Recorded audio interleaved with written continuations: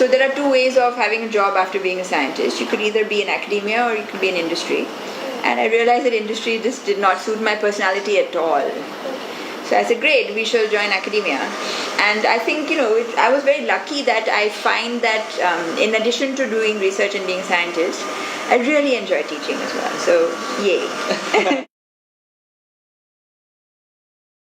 So as you know, I teach biology. So, it's really fun when you can explain to students that biology is not a boring Maghu subject.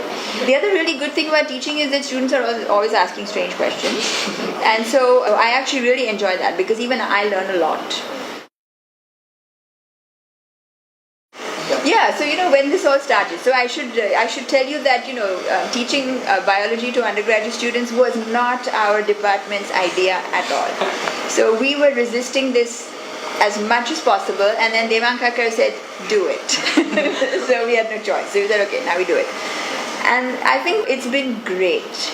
The only downside is the logistics, right? So it's the attendance, it's the crib, so everything apart from the teaching tends to just escalate into this kind of big giant juggernaut which you just have to deal with. But apart from that, it's fabulous. And of course we have really nice TAs. So our PhD students get a very good experience of teaching. So it's been great. I really like that class and I will do it again. I really enjoy teaching the undergrads. I do. I must say I've made this horrible observation which, it may not be true. It may just have been me thinking like this. But I find that when there's a little bachus who come in the first semester of their first year, they're really sweet and they're all like, yay, I'm so happy and I'm in IT, and then they like the class. And then as you get a little bit more senior into your BTechs, everybody's like, whatever. So the postgrads, it's a completely different story. I actually enjoy all of them, honestly. I like teaching. It doesn't matter to me if you're a UG or a PG.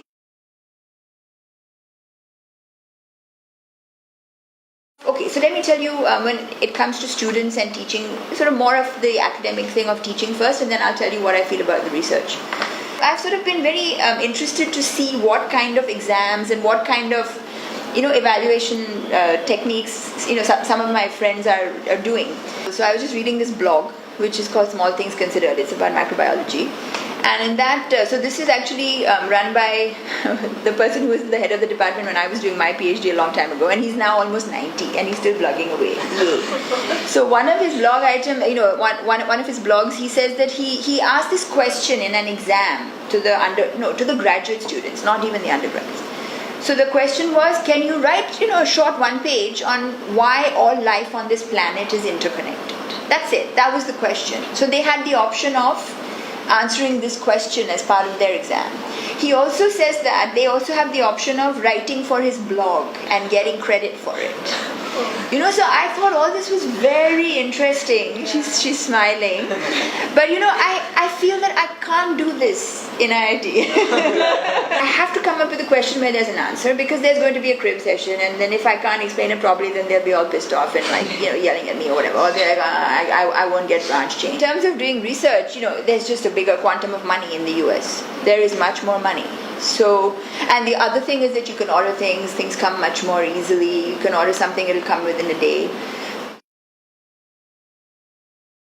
It doesn't make sense because, you are taking a course because you hopefully want to use it as the future, in your future professional life, right? So, does it reflect your proficiency in the course?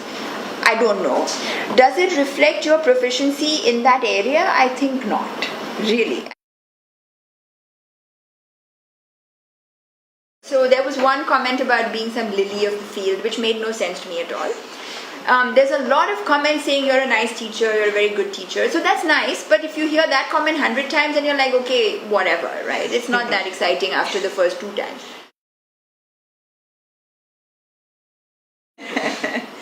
Okay, so in my free time, so I like to run away and go out to the campus and explore the great city of Bombay.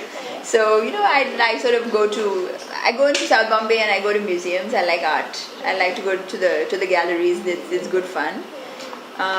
When I'm home, I like to cook occasionally. I like to water my plants and repot them and putter around in the garden.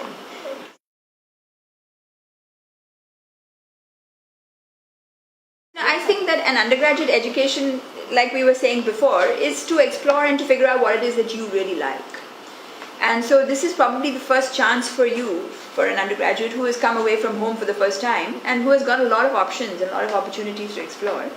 So I think that one should look at one's undergraduate experience like that. How can I figure out what it is that I'm good at? So that's actually one thing which I really feel is important. And the other thing is it's very hard to convince the students of this because you only realize the value of this when you're old like me.